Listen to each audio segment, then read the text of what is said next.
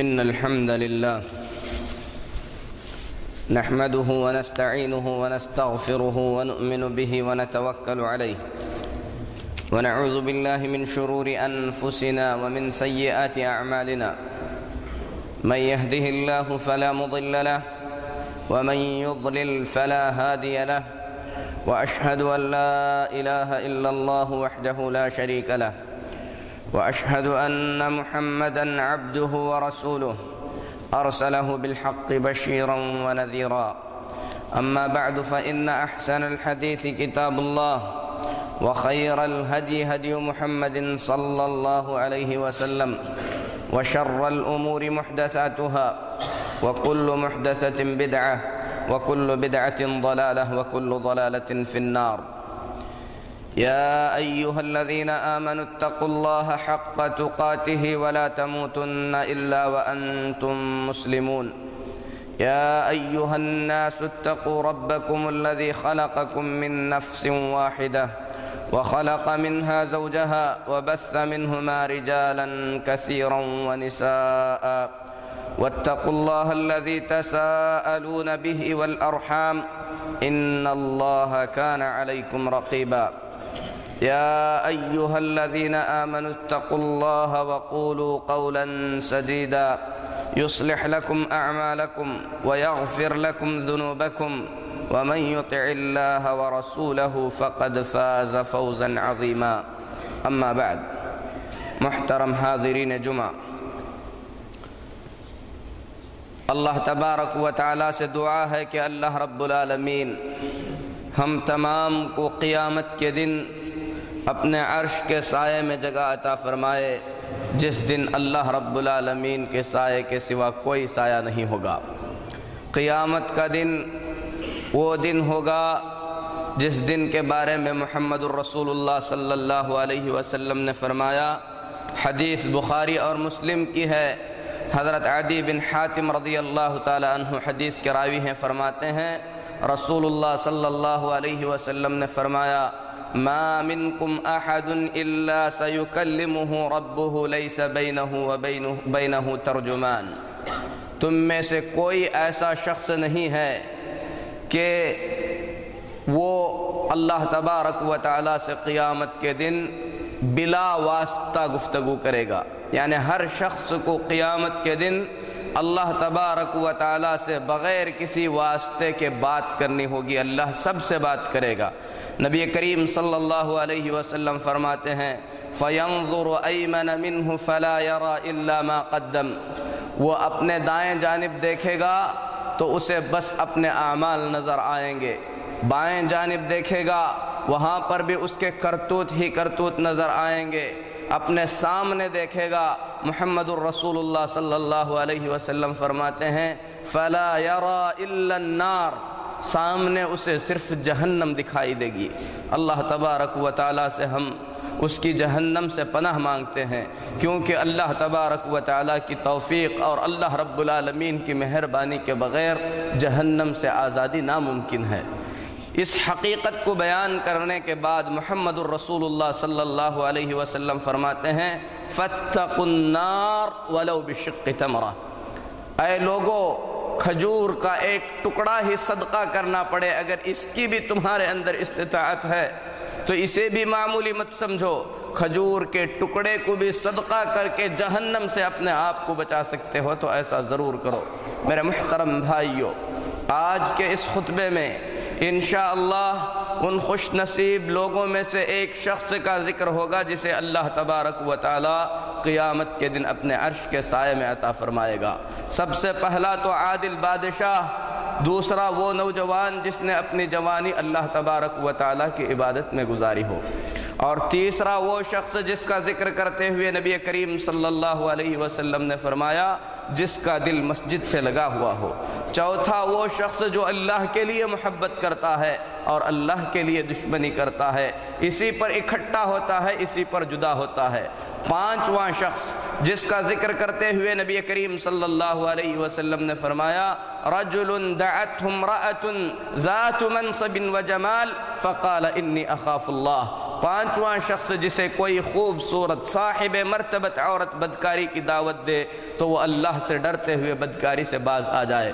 میرے محترم بھائیو، آج کے خطبے میں عرش کے سائے میں جگہ پانے والے چھٹے شخص کا ذکر ہوگا، جس کا ذکر کرتے ہوئے نبی کریم صلی اللہ علیہ وسلم نے فرمایا رجل تصدق بصدقۃ فاخفاها حتى لا تعلم شماله ما تنفق يمينه۔ چھٹا آدمی جسے اللہ کے عرش کے سائے میں جگہ ملے گی وہ شخص ہوگا جو اپنے دہنے ہاتھ سے اللہ کے راہ میں خرچ کرتا ہے لیکن اس کے بائیں ہاتھ کو پتہ نہیں کہ اس نے کیا دیا ہے، یعنی بالکل چھپا کر خرچ کرنے والا، اللہ کے راستے میں چھپا کر دینے والا جو شخص ہوگا، ایسے شخص کو اللہ تبارک و تعالی اپنے عرش کے سائے میں جگہ عطا فرمائے گا۔ اللہ کی کتنی بڑی مہربانی ہے کہ سارا مال اللہ کا دیا ہوا ہے۔ ہم لوگ اپنے بلبوتے پہ کچھ کما نہیں سکتے، مال اللہ کا ہے، اللہ نے دیا ہے، اس کے بعد خرچ کرنے کا حکم دیتا ہے، اور بندے خرچ کرتے ہیں تو اس پر مزید عطا کرنے کا اللہ رب العالمین وعدہ فرماتا ہے۔ قرآن پاک میں اللہ فرماتا ہے ما انفقتم من شیء فہو یخلفہ، تم جو کچھ بھی اللہ کے راستے میں خرچ کرتے ہو اللہ تبارک و تعالی اسے اس کے پیچھے برابر اس سے زیادہ عطا فرماتا ہے۔ میرے محترم بھائیو، اتنا ہی نہیں بلکہ آدمی اگر اللہ کے راستے میں خرچ کرتا ہے تو کس کے لیے خرچ کرتا ہے؟ اللہ تبارک و تعالی نے فرمایا وَمَا تُنْفِقُوا مِنْ خَيْرٍ فَلِأَنفُسِكُمْ، اے لوگو جو کچھ تم اللہ کے راستے میں خرچ کرتے ہو وہ اپنی بھلائی کے لیے خرچ کرتے ہو، اس سے اللہ کا کوئی بھلا نہیں ہونے والا ہے، کیونکہ ساری دنیا والے مل کر اگر اللہ رب العالمین کو نفع پہنچانا چاہیں تو اللہ تبارک و تعالی کو نفع نہیں پہنچا سکتے۔ اسی لیے میرے محترم بھائیو، آدمی جو خرچ کرتا ہے وہ باقی رہتا ہے، اللہ تبارک و تعالی اس کے بدلے میں بہت کچھ عطا فرماتا ہے۔ بخاری شریف میں ام المؤمنین عائشہ صدیقہ رضی اللہ تعالی عنہا کے ساتھ ایک واقعہ پیش آیا۔ نبی کریم صلی اللہ علیہ وسلم کے گھر بکری ذبح کی گئی۔ ام المؤمنین عائشہ صدیقہ رضی اللہ تعالی عنہا اللہ کے راستے میں بہت زیادہ خرچ کرنے والی خاتون تھیں، ان کا تذکرہ آگے آئے گا۔ ام المؤمنین عائشہ رضی اللہ تعالی عنہا نے صدقہ کیا، جو بکری ذبح کی گئی تھی اس کو اللہ کے راہ میں بانٹ دیا گیا۔ اللہ کے نبی صلی اللہ علیہ وسلم گھر تشریف لائے، آپ نے پوچھا کہ بکری کا کیا حصہ بچا ہے؟ ام المؤمنین نے کہا اے اللہ کے رسول صلی اللہ علیہ وسلم ساری بکری ختم ہو گئی، صرف اس کا ہاتھ بچا ہے۔ نبی کریم صلی اللہ علیہ وسلم نے حضرت عائشہ رضی اللہ تعالی عنہا کے جملے کو درست کرتے ہوئے فرمایا بقی کلھا غیر کتفھا، عائشہ اس کے ہاتھ کے سوا سب کچھ بچا ہوا ہے، کیونکہ ہاتھ ہم کھائیں گے یہ گویا کہ ختم ہو گیا، لیکن جو ہم نے اللہ کے راستے میں دیا ہے وہ ہمیشہ باقی رہنے والا ہے۔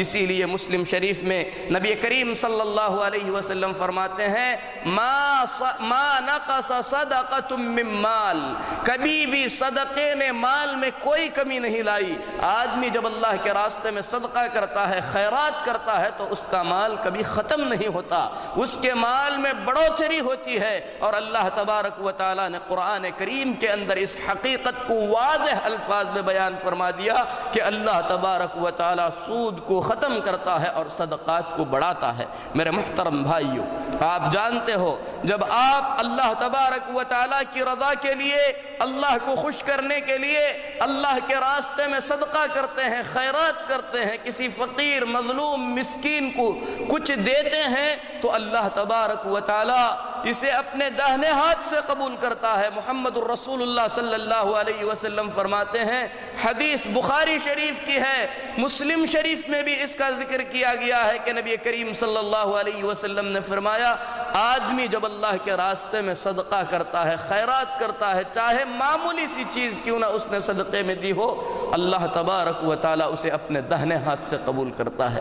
رسول اللہ صلی اللہ علیہ وسلم فرماتے ہیں اللہ تبارک و تعالی اس صدقے کو بڑھاتا ہے۔ آپ نے مثال دیتے ہوئے فرمایا کما یربی یربی احدکم فلوہ، جیسے تم میں سے کوئی شخص اپنے گھوڑے کے بچے کو بڑے ہی پیار کے ساتھ پالتا ہے، اہتمام کے ساتھ پالتا ہے، اللہ تبارک و تعالی بندے کے اس صدقے کو پالتا ہے، یہاں تک کہ جب قیامت ہوگی بندہ اپنی نظروں سے دیکھے گا کہ اس کا معمولی سا صدقہ پہاڑ کی شکل اختیار کر چکا ہے۔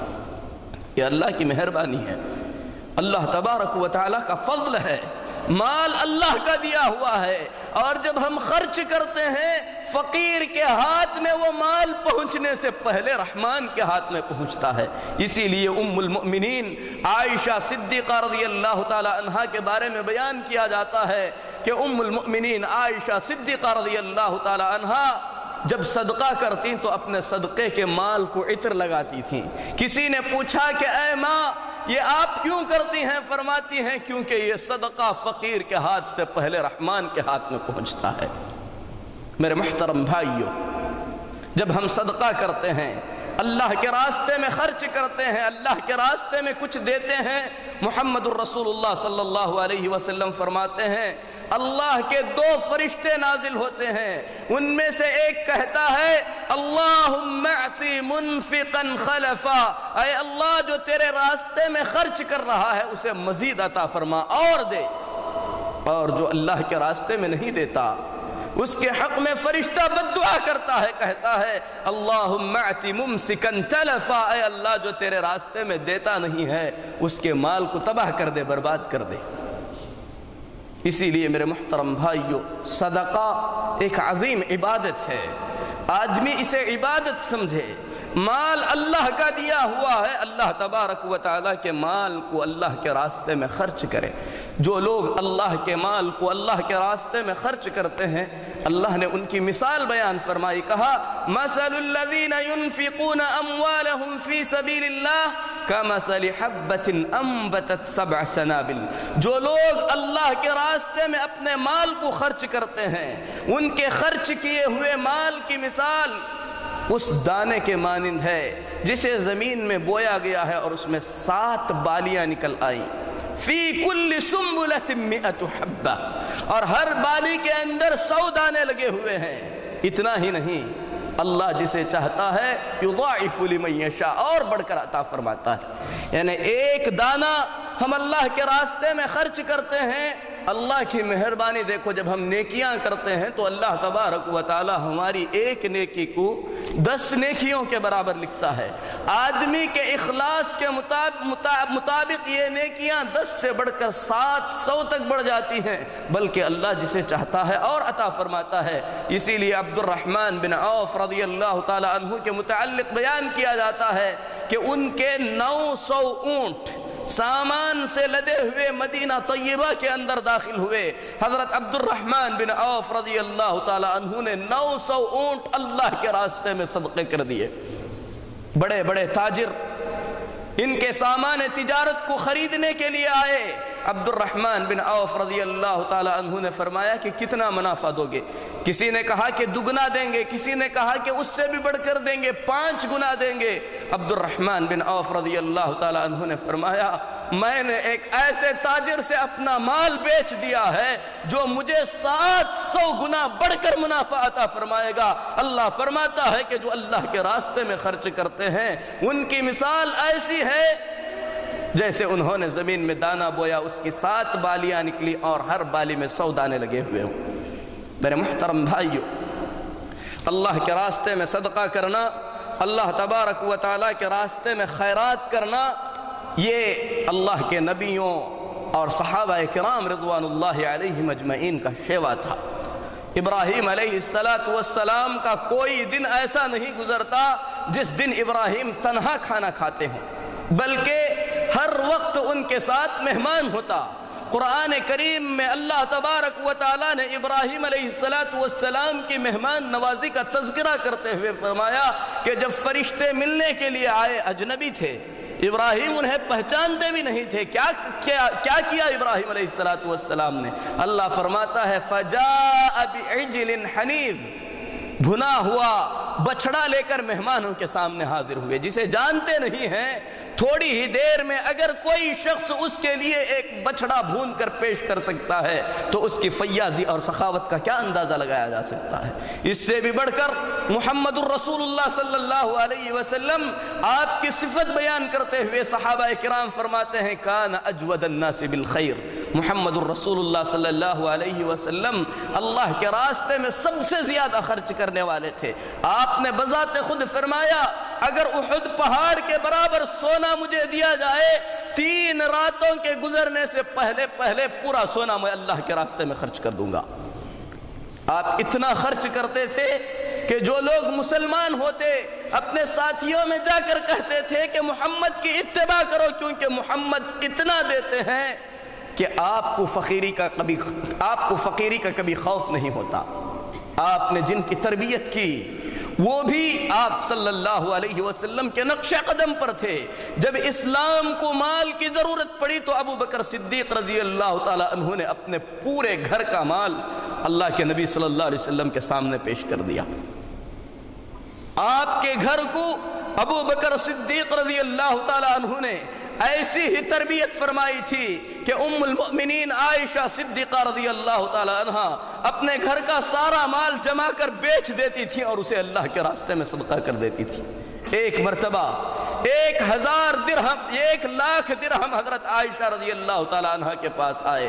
سارا مال حضرت عائشہ رضی اللہ تعالی عنہ نے سورج ڈوبنے سے پہلے اللہ کے راستے میں صدقہ کر دیا۔ عصر کے وقت کوئی حضرت عائشہ کا دروازہ کھٹکھٹاتا ہے، کچھ مانگتا ہے۔ ام المؤمنین عائشہ رضی اللہ تعالی عنہ بریرہ سے فرماتی ہیں کہ کچھ ہے اس فقیر کو دینے کے لیے۔ بریرہ رضی اللہ تعالی عنہ فرماتی ہیں کہ کچھ بھی نہیں ہے۔ عائشہ رضی اللہ تعالی عنہ فرماتی ہیں جاؤ جا کر گھر میں تلاش کرو۔ تلاش کر بریرہ فرماتی ہیں اے ماں گھر کے اندر روٹی کا ایک ٹکڑا رکھا ہوا ہے جو آپ کے افطار کے لیے ہے۔ ام المؤمنین فرماتی ہیں وہ اس فقیر کو دے دو۔ فرماتی ہیں آپ کے افطار کے لیے کچھ نہ ہوگا۔ فرماتی ہیں افطار مغرب میں کرنا ہے، مغرب میں اللہ تبارک و تعالی انتظام فرمائے گا۔ یہ دل تھے صاف دل جو اللہ کے راستے میں خرچ کرتے تھے۔ میرے محترم بھائیو، قرآن کریم میں اللہ تبارک و تعالی نے آیتیں نازل فرمائی لن تنالوا البر حتى تنفقوا مما تحبون، جب تک اپنی محبوب چیز اللہ کے راستے میں صدقہ نہیں کرو گے اس وقت تک احسان کے درجے کو نہیں پہنچ سکتے، بر نہیں پا سکتے، نیکی نہیں پا سکتے۔ صحابہ نے کیا کیا؟ کسی نے اپنا باغ اللہ کے راستے میں خرچ کر دیا۔ عمر بن خطاب رضی اللہ تعالی عنہ کو خیبر کی ایک زمین ملی، فرمانے لگے اللہ کے نبی صلی اللہ علیہ وسلم یہ زمین میرا سب سے پیارا مال ہے، یہ لیجئے اللہ کے لیے میں اسے وقف کرتا ہوں، جیسے چاہیے خرچ فرمائیے۔ بلکہ صحابہ کرام قرآن کریم کے احکام پر کیسے رضامند ہوتے تھے اندازہ لگائیے۔ عمر بن خطاب رضی اللہ تعالی عنہ کو انگور بڑے پیارے تھے، اسی لیے انگور خرید کر اللہ کے راستے میں خرچ کرتے تھے۔ فرماتے تھے اللہ فرماتا ہے لن تنالوا البر حتى تنفقوا مما تحبون، جب تک اپنی محبوب چیز اللہ کے راستے میں خرچ نہیں کرتے بر نہیں پا سکتے۔ میری محبوب چیز انگور ہے، میں اسے اللہ کے راستے میں خرچ کرتا ہوں۔ عبداللہ بن عمر رضی اللہ تعالی عنہ کو سکر پسند تھا، وہ اللہ کے راستے میں خرچ کرتے تھے۔ میرے محترم بھائیو، صحابہ کرام رضوان اللہ علیہم اجمعین کے عطا اور دینے کے احوال بہت زیادہ ہیں۔ حضرت عائشہ رضی اللہ تعالی عنہ کی طرح ان کی بہن صدیق کی بیٹی اسماء رضی اللہ تعالی عنہ اپنے گھر کا مال بے تحاشا اللہ کے راستے میں خرچ کیا کرتی تھیں۔ میرے محترم بھائیو، حضرت عثمان رضی اللہ تعالی عنہ اللہ کے راستے میں خرچ کرنے میں کسی سے کم نہیں تھے۔ بیر روما کو خرید کر حضرت عثمان نے اللہ کے راستے میں صدقہ کر دیا۔ نبی کریم صلی اللہ علیہ وسلم نے غزوہ تبوک کے موقع پر جب صدقے کا اعلان کیا حضرت عثمان بن عفان رضی اللہ تعالی عنہ 1000 دینار لے کر پہنچے، اللہ کے راستے میں دے دیا۔ نبی کریم صلی اللہ علیہ وسلم نے عثمان کے صدقے کو دیکھا، فرمایا عثمان آج کے بعد جو بھی کرے اللہ اس کی پکڑ نہیں کرے گا۔ پھر لائے، لا کر اللہ کے نبی صلی اللہ علیہ وسلم کو دیتے گئے۔ میرے محترم بھائیوں، حضرت حکیم بن حزام رضی اللہ تعالی عنہ یہ ایک جلیل القدر صحابی ہیں، ان کے بارے میں کہا جاتا ہے کہ ان کی ولادت خانہ کعبہ کے اندر ہوئی ہے۔ نبی کریم صلی اللہ علیہ وسلم کی وفات کے بعد حکیم بن حزام رضی اللہ تعالی عنہ نے حج کیا، 1000 بکریاں ذبح کر کے مکہ کے فقراء میں حضرت حکیم بن حزام نے صدقہ کر دیا۔ دوسرے سال حج کیا، 100 اونٹ مکہ کے فقراء کے اندر حضرت حکیم بن حزام نے صدقہ کر دیا۔ تیسرے سال حج کیا، 100 غلاموں کو لے کر نکلے، ان کے گلے میں انہوں نے قلادہ ڈال دیا جس پہ لکھا ہوا تھا عتقاء الرحمن، کہ میں انہیں رحمان کے لیے آزاد کرتا ہوں۔ میرے محترم بھائیوں، غلاموں کو لے کر عرفہ کے میدان میں پہنچتے ہیں، اللہ تبارک و تعالیٰ سے گریہ وزاری کرتے ہوئے فرماتے ہیں کہ اے رحمان، میں نے تیری رضا کے خاطر ان 100 غلاموں کو تیرے لیے آزاد کر دیا ہے، اے اللہ میری گردن کو قیامت کے دن جہنم سے آزاد فرما دے۔ میرے محترم بھائیو، یہ صدقات جو اللہ کے ان بندوں نے دیے ہیں کوئی معمولی صدقات نہیں تھے۔ اللہ کے راستے میں جب دیتے تو کبھی یہ نہ سوچتے کہ ہمارا کل کا حال کیا ہوگا۔ اسی لیے جو آدمی اللہ کے راستے میں صدقہ کرتا ہے، خیرات کرتا ہے، خالص اللہ کے لیے کرتا ہے، تو محمد الرسول اللہ صلی اللہ علیہ وسلم فرماتے ہیں، مسلم شریف کی روایت ہے، فرماتے ہیں الصدقۃ برہان، صدقہ دلیل ہے۔ کس چیز کی؟ آدمی کے صداقت کی، آدمی کے ایمان کے سچائی کی دلیل ہے صدقہ۔ اسی طریقے سے صدقہ کب کیا جائے؟ میرے محترم بھائیوں، صدقہ آدمی اس وقت کرے جب مال اس کے پاس ہو اور اس مال کا حاجت مند ہو، مال اس کی ضرورت کا ہو۔ ایسے نہیں ضرورت ختم ہو گئی، بڑھاپا آ گیا، بستر مرگ پر پڑ گئے، یقین ہو گیا کہ دنیا سے جا رہے ہیں، چلو اپنا مال صدقہ کر دیتے ہیں۔ نہیں، جب آپ کما رہے ہوں، آپ کے پاس مال ہے، مال کی آپ ضرورت محسوس کرتے ہیں، ضرورت محسوس کرتے ہوئے آپ صدقہ کریں تو یہ صدقہ اللہ تبارک و تعالیٰ کو زیادہ پیارا لگتا ہے۔ بخاری اور مسلم میں نبی کریم صلی اللہ علیہ وسلم فرماتے ہیں، افضل الصدقہ ان تتصدق وانت صحیح شحیح، بہترین صدقہ یہ ہے کہ تم تندرستی کے عالم میں جب مال کی تمہیں خواہش ہو، ایسے حالت میں تم صدقہ کرو۔ خوف ہے کہ مال ختم ہو جائے گا یا بیماری آ گئی، انتقال کا وقت قریب آ گیا، جب روح حلق تک پہنچ گئی تب صدقہ کرو، تو یہ صدقہ اللہ تبارک و تعالیٰ کو پیارا نہیں ہوتا، کیونکہ یہ مال تمہیں چھوڑ کر جانا ہی ہے، اب تمہارے بعد یہ کسی اور کا ہونے والا ہے۔ میرے محترم بھائیو، آدمی اپنی وسعت کے مطابق صدقہ کرے، صدقہ کرنے کے اندر کبھی بھی کسی چیز کو معمولی نہ سمجھے۔ اللہ تبارک و تعالی صدقے کی مقدار کو نہیں دیکھتا بلکہ صدقہ کرنے والے کی نیت کو دیکھتا ہے۔ اسی لیے نبی کریم صلی اللہ علیہ وسلم فرماتے ہیں، نسائی شریف کی حدیث ہے، حدیث صحیح ہے، رسول اللہ صلی اللہ علیہ وسلم نے فرمایا، سبق درہم 100,000 درہم، 1 درہم جو اللہ کے راستے میں صدقہ کیا جائے 1,00,000 درہموں سے بھاری ہو سکتا ہے۔ صحابہ نے کہا، اے اللہ کے نبی صلی اللہ علیہ وسلم، 1 درہم 1,00,000 درہم سے بہتر کیسے ہو سکتا ہے؟ نبی کریم صلی اللہ علیہ وسلم نے فرمایا، کسی آدمی کے پاس صرف 2 درہم ہیں، اس نے 1 درہم اللہ کے راستے میں خرچ کیا۔ کسی آدمی کے پاس بے حساب مال پڑا ہوا ہے، وہ لا کر 1,00,000 درہم اللہ کے راستے میں دے دے، تو جس نے 1 درہم صدقہ کیا اس نے اپنا آدھا مال اللہ کے راستے میں دیا۔ جس کے پاس بے تحاشا مال پڑا ہوا ہے اس میں سے 1,00,000 درہم اگر کسی کو دے تو اس نے کوئی بڑا کارنامہ انجام نہیں دیا۔ اسی لیے میرے محترم بھائیوں، اللہ تبارک و تعالی دلوں کی نیتوں کو دیکھتا ہے۔ قربانی کا ذکر کرنے کے بعد اللہ نے کیا فرمایا؟ لن ينال الله لحومها ولا دماؤها ولكن يناله التقوى منكم. اللہ کو قربانی کے جانور کا گوشت نہیں پہنچتا، نہ اللہ کو اس کا خون پہنچتا ہے. اگر کوئی چیز پہنچتی ہے تو وہ دلوں کا صدقہ، دلوں کا تقوی اور پرہیزگاری پہنچتی ہے. آدمی کس پر صدقہ کرے؟ نبی کریم صلی اللہ علیہ وسلم فرماتے ہیں افضل الصدقہ علی ذی الرحم الکاشح. بہترین صدقہ وہ ہے جو آپ اپنے کسی ایسے رشتہ دار کو دیں جو رشتہ دار اپنے دل میں آپ کے لیے کدورت اور کڑواہٹ رکھتا ہے، جو آپ کو چاہتا نہیں، جو اپنے دل میں آپ کے لیے کڑواہٹ رکھتا ہے، آپ کے خلاف سازشیں کرتا ہے. ایسے رشتہ دار کو اللہ کی رضا کے لیے اگر کوئی دیتا ہے تو یہ صدقہ اللہ کے پاس سب سے افضل ہے، کیونکہ یہ عمل وہی کر سکتا ہے جو خالص اللہ کے لیے کرتا ہو. میرے محترم بھائیو، صدقہ اگر چھپا کر کیا جائے تو یہ عمل اللہ تبارک و تعالیٰ کے نزدیک بہت ہی زیادہ محبوب ہے.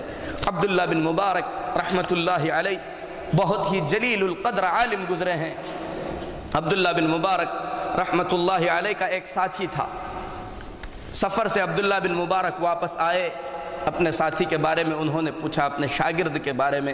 کسی نے بتایا کہ وہ جیل میں ہے کیونکہ اس کے ذمے کچھ قرضہ تھا. عبداللہ بن مبارک رحمۃ اللہ علیہ نے آہستہ سے اس کے قرض دار کے بارے میں معلوم کیا، اس تک پہنچے، اس کا قرض ادا کیا. اسے وصیت کی کہ اللہ کے لیے تم اس شخص کو نہ بتانا کہ یہ کام میں نے کیا ہے. اس کے بعد ساتھی جیل سے چھوٹ کر آیا. عبداللہ بن مبارک رحمۃ اللہ علیہ نے انجانے طور پر پوچھا کہ کئی دن سے نظر نہیں آ رہے تھے. اس نے کہا کہ قرض کی وجہ سے میں جیل میں تھا، کسی نیک آدمی نے مجھے چھڑا دیا.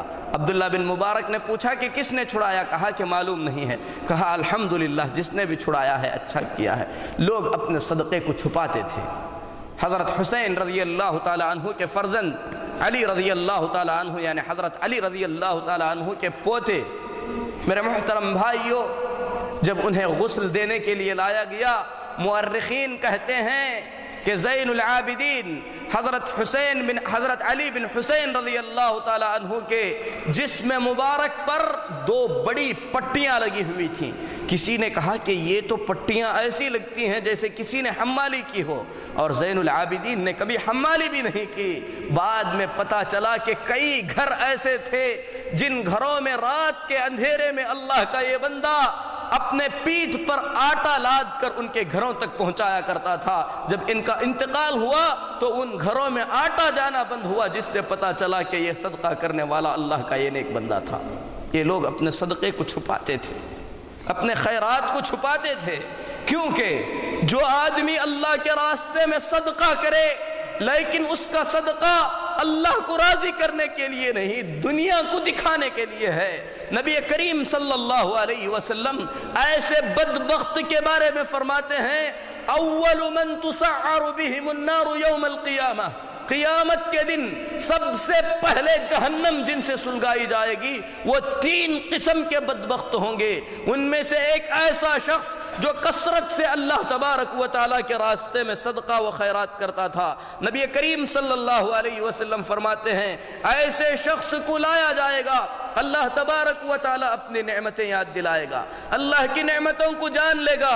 اللہ تبارک و تعالیٰ پوچھے گا کہ تو نے میری ان نعمتوں کا کیا کیا؟ بندہ کہے گا ما ترکت بابا من ابواب الخیر الا تصدقت فیہ. اے اللہ، خیر کا کوئی ایسا دروازہ نہیں رہا کہ میں نے اس راستے میں تیری رضا کے لیے خرچ نہ کیا ہو. اندازہ لگائیے، نبی کریم صلی اللہ علیہ وسلم فرماتے ہیں اللہ فرمائے گا تو نے خرچ کیا، تیرے خرچ کرنے کو ہم مانتے ہیں لیکن تو جھوٹا ہے. خرچ اس لیے نہیں کیا کہ میں راضی ہو جاؤں، تیرے خرچ کرنے کا مقصد صرف یہ تھا کہ لوگ تجھے بڑا سخی اور فیاض کہیں. دنیا کے اندر تیری تعریف ہو چکی ہے، فرشتوں کو حکم دیا جائے گا، فرشتے اسے منہ کے بل گھسیٹ کر جہنم میں پھینک دیں گے. میرے محترم بھائیو، عبادتیں خالص اللہ کے لیے ہونی چاہیے. جو عبادت اللہ کے لیے نہ کی جائے اللہ اس عبادت کو قبول نہیں فرماتا. عبادت چھوٹی ہی ہو، صدقہ معمولی ہی ہو، اگر اللہ کی رضامندی کے لیے کیا جائے تو وہ چیز اللہ کے پاس بڑا مقام رکھتی ہے۔ محمد الرسول اللہ صلی اللہ علیہ وسلم فرماتے ہیں الصدقۃ تطفئ الخطیئہ کما یطفئ الماء النار، صدقہ انسان کے گناہوں کو ایسے ختم کر دیتا ہے جیسے پانی آگ کو ختم کر دیتی ہے۔ آپ سب نے سنا ہوگا بنی اسرائیل کی ایک بدکار عورت جس نے کئی سال تک بدکاری کی، جنگل کے اندر ایک کتے کو اس نے پیاس کی حالت میں دیکھا، جو پیاس کے مارے زمین چاٹ رہا تھا۔ کتے کی حالت پر رحم آیا، کنویں کے اندر اترتی ہے، اپنے جوتے میں پانی بھر کر اپنے منہ میں اسے پکڑتی ہے، لا کر کتے کو پانی پلاتی ہے۔ نبی کریم صلی اللہ علیہ وسلم فرماتے ہیں اللہ نے اس کی اس نیکی کو قبول کر لیا، اس کے سارے گناہوں کو اللہ نے معاف کر دیا اور اسے جنت میں داخل کر دیا۔ ایک کتے کو پانی پلانے سے اگر ایک بدکار عورت کی ساری غلطیوں کو معاف کیا جا سکتا ہے تو میرے محترم بھائیو، خالص اللہ کی رضا کے لیے اگر کوئی شخص صدقہ کرے اللہ اس کے صدقے کو برباد نہیں کرے گا۔ نبی کریم صلی اللہ علیہ وسلم فرماتے ہیں صنائع المعروف تقی مسارع السوء، جو نیکیاں کرتا ہے، بھلے کام کرتا ہے، اللہ تبارک و تعالی اسے ہلاکت سے بچاتا ہے۔ نبی کریم صلی اللہ علیہ وسلم نے خفیہ صدقے کے بارے میں خصوصیت کے ساتھ فرمایا صدقۃ السر تطفئ غضب الرب، چھپا کر جو صدقہ کیا جائے وہ اللہ کے غصے کو ختم کر دیتا ہے، اللہ تبارک و تعالیٰ کے غصے کو ٹھنڈا کر دیتا ہے، غصے کو بجھا دیتا ہے۔ بنی اسرائیل کا ایک واقعہ جسے صحیح حدیث کی کتاب میں بیان کیا گیا ہے، امام البانی رحمۃ اللہ علیہ نے صحیح کہا ہے، اس واقعے کو بیان کر کے میں اپنے خطبے کو ختم کرتا ہوں۔ حضرت ابو موسیٰ اشعری رضی اللہ تعالی عنہ کے انتقال کا جب وقت آیا، ابو موسیٰ اشعری رضی اللہ تعالی عنہ اپنے بچوں کو بلاتے ہیں، اپنے بچوں کو بلا کر فرماتے ہیں کہ اے بچوں، روٹی والے کو یاد کرو۔ ابو موسیٰ اشعری رضی اللہ تعالی عنہ کے بچوں نے کہا کہ ابا جان یہ روٹی والا کون ہے؟ ابو موسیٰ اشعری رضی اللہ تعالی عنہ فرماتے ہیں، حدیث صحیح ہے، بنی اسرائیل میں ایک عابد تھا، ایک عبادت گزار تھا۔ عبداللہ بن مسعود رضی اللہ تعالی عنہ کی روایت کے مطابق اس نے 60 سال تک اللہ کی عبادت کی۔ ابو موسیٰ اشعری رضی اللہ تعالی عنہ کی روایت کے مطابق اس نے 70 سال تک اللہ کی عبادت کی، 70 سال تک عبادت خانے میں رہ کر خالص اللہ کی عبادت کرتا رہا۔ 70 سال کے بعد ایک عورت کے جال میں پھنس کر 6 یا 7 دن اس نے اس کے ساتھ بدکاری کر لی۔ بدکاری پر نادم ہوا، شرمندہ ہوا، شرمندگی کے مارے اس نے یہ طے کر لیا کہ میں جو بھی قدم اٹھا کر رکھوں گا اس قدم پر اللہ کے لیے سجدہ کروں گا۔ اسی حالت میں چلتا رہا، 12 آدمیوں کی ایک جماعت ملی جو فقیروں کی تھی، اس جماعت کے اندر شامل ہو گیا۔ اس کے بعد ایک راہب، ایک نیک آدمی ان 12 آدمیوں کو روٹیاں تقسیم کرتا تھا۔ یہ عبادت گزار جس نے 60-70 سال تک عبادت کر کے 7 یا 6 دن بدکاری کی تھی، ان کے ساتھ جب شامل ہو گیا تو جو شخص روٹیاں تقسیم کرتا تھا وہ 12 روٹیاں لاتا تھا، ہر ایک کو ایک ایک روٹی تقسیم کرتا تھا۔ جب روٹیاں اس نے تقسیم کی تو اس دن 13 آدمی تھے، ان میں سے ایک شخص کو روٹی نہیں ملی۔ اس نے کہا کہ میری روٹی کہاں ہے؟ روٹیاں تقسیم کرنے والے نے کہا کہ میرے پاس جتنی تھی میں نے دے دی، عادت کے مطابق میں نے 12 روٹیاں تقسیم کر دی ہیں۔ اس عبادت گزار نے جس نے 60-70 سال تک عبادت کی تھی، روٹی پالی تھی، کئی دن کا بھوکا تھا، یہ روٹی جو اس کے ہاتھ میں ملی تھی وہ روٹی بھی اس نے اس کے حقیقی حقدار کو دے دیا۔ میرے محترم بھائیو، فرشتے اس کی روح قبض کرنے کے لیے آئے۔ ابو موسیٰ اشعری رضی اللہ تعالیٰ عنہ فرماتے ہیں کہ اس کی روح قبض کی گئی، اس کے اعمال کو وزن کیا گیا، 70 سال کی عبادت ایک پلڑے میں رکھی گئی، بدکاری کی 7 راتیں دوسرے پلڑے میں رکھی گئی، تو بدکاری کی راتوں کا پلڑا بھاری ہو گیا، جہنم کا مستحق قرار پایا۔ اس کے بعد اس روٹی کو ترازو کے دوسرے پلڑے میں رکھا گیا تو یہ 7 بدکاری کی راتوں پر بھاری پڑ گئی۔ اس سے اندازہ لگایا جا سکتا ہے خالص اللہ کے لیے صدقہ کرنا اللہ تبارک و تعالیٰ کے پاس کس قدر مقام رکھتا ہے۔ میرے محترم بھائیو، صدقہ پاک مال سے کیا جائے، اللہ پاک ہے، پاک چیز کو قبول کرتا ہے، اور قرآن پاک میں اللہ رب العالمین فرماتا ہے ان تبدوا الصدقات فنعما ہی وان تخفوها وتؤتوها الفقراء فهو خیر لکم، اگر تم کھل کر صدقہ کرو یہ اچھی چیز ہے، چھپ کر دو، چھپا کر دو تو یہ اللہ تمہارے لیے زیادہ بہتر ہے۔ حضرت عبداللہ بن عباس رضی اللہ تعالیٰ عنہ فرماتے ہیں جو واجبی صدقات ہیں، زکوٰۃ کی ادائیگی ہے، ان صدقات کو کھلے عام دینا چاہیے۔ جو نفلی زکوٰۃ ہے، نفلی صدقات ہیں، صدقہ و خیرات ہے، آدمی اسے چھپا کر کرے۔